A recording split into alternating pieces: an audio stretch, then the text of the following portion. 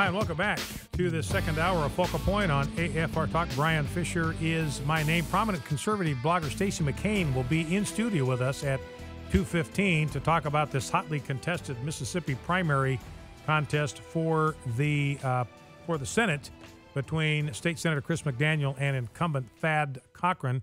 Rally for Cochran today, and Senator Roger Wicker, who has endorsed Senator Cochran, was a no-show at that rally. So anyway, we've been talking about Bo Bergdahl. We're going to go to the phones here right away, 888-589-8840. And again, we now have abundant evidence that Bo Bergdahl was a deserter. He left his post. He really ought to be facing a court-martial and not be receiving a hero's welcome here at home. Real problems with sending him to Qatar, who have proven to be untrustworthy in the past.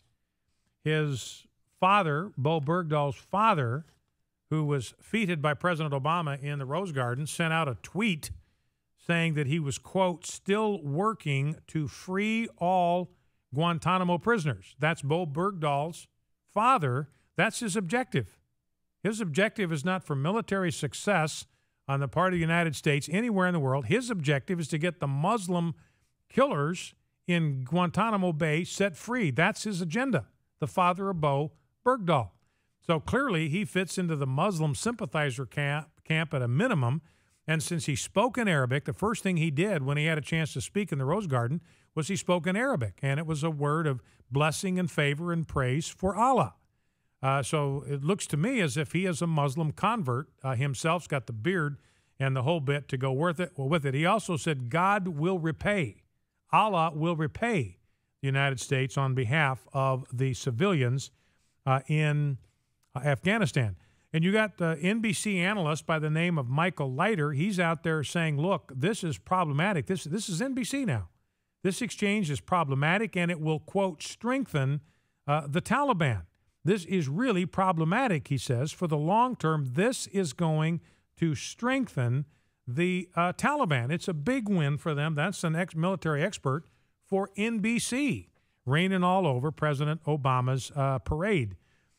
He said, look, these guys that have been released, they will be able to communicate with forces back in Afghanistan and Pakistan. They will be working. They'll be back working with the Taliban in short order. And all you got to know to find out whether it's a good idea is just ask the Taliban.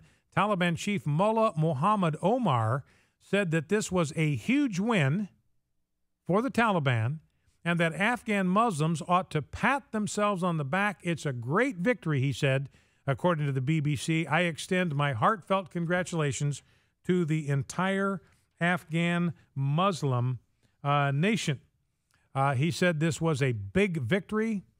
I extend my congratulations to the entire Afghan Muslim nation, all the mujahideen, and to the families and relatives of the prisoners for this big victory regarding the release of 5 Taliban leaders from the Guantanamo prison. Taliban said about Bergdahl that had him in custody, we did not treat him as a prisoner of war. We treated him, quote, as a valued guest. We did whatever we could to make him happy and return with good memories. That's the Taliban themselves. There's the ones that have said, look, he showed us how to turn cell phones into detonators for bombs. And these 5 terror suspects that the Obama administration exchanged for Bergdahl, they were deemed in a 2008 Pentagon dossier to be, quote, high risk for launching attacks on American interests if released. Tom Jocelyn, senior editor at the nonprofit Long War Journal, said, quote, they are undoubtedly among the most dangerous Taliban commanders held at Guantanamo. Now they are going to be back on the field. And here's the source for that. Earlier what I said, a Taliban deputy district commander in Paktika who calls himself Haji Nadim told the newspaper that Bergdahl taught him how to dismantle a mobile phone and turn it into a remote control for a roadside bomb. Nadim also claimed he received basic ambush training from the U.S. soldiers. So this is a guy that actively worked, aided and abetted our enemies on the field of battle.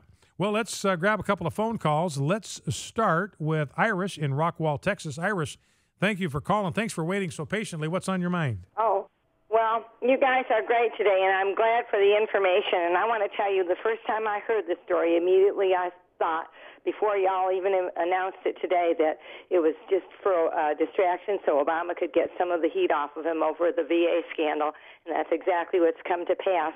And the second, and that's because I listen to AFA and I stay informed, but I want to, I'm surprised at the NBC comment, but I want to see what your take is, how much of the liberal media will actually come against Obama and the whole administration for allowing this hypocrisy. And the third point I wanted to make was that today your good friend Dr. Jim Garlow was on Tim Wildman this morning and said that Obama, in his new book, that Obama was out to destroy America and he didn't care basically how he did it. Mm-hmm. And this is just another point to prove exactly that. So yeah. I'll listen to your comments. All right, Iris, thank you for that. You know, and if you look at a president, you measure a president based on his success at carrying out his agenda, I think you have to say that President Obama is one of the most successful presidents we've ever had.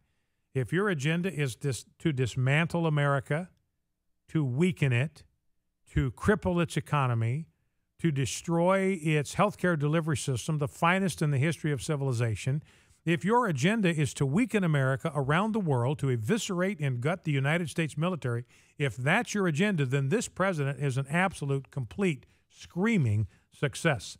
All right, let's go to Rosie, Chattanooga, Oklahoma. Rosie, welcome. What's on your mind? Hey, Brian. Hey. Thank you so much for the work that you're doing today. You're welcome. And I do agree with the first caller. When I started hearing about this over the weekend, it just really made me mad. You know, you talk about it grinding your gears. Yeah. Well, this has absolutely stripped my gears. I am just so upset. I called my congressman and explained everything to his office and what is going on. And I also urged them to bring articles of impeachment against this Muslim in chief who is in charge of our country right now. I know the Senate wouldn't impeach him, but at least it would be a footnote on the pages of history. And if this president is so concerned about the safety and welfare and health of prisoners overseas, how about Pastor Abedini in the Iranian prison, who is in such bad condition right now? He's an American citizen too. And the last thing I want to say is, you know, God is sovereign. He's in charge. He puts leaders in office and he takes them down. And we just need to call Congress and we need to pray. All right, Rosie, listen, that's a great word. I thank you for that. You know, and back to what the media is going to do, I think the media tried to ignore this. I think in the first 24 hours, only NBC even reported, for instance, on the fact that there was a 30-day notification requirement. But the media can't ignore it any longer. Could be problems for Obama. Here's Twyla Brace.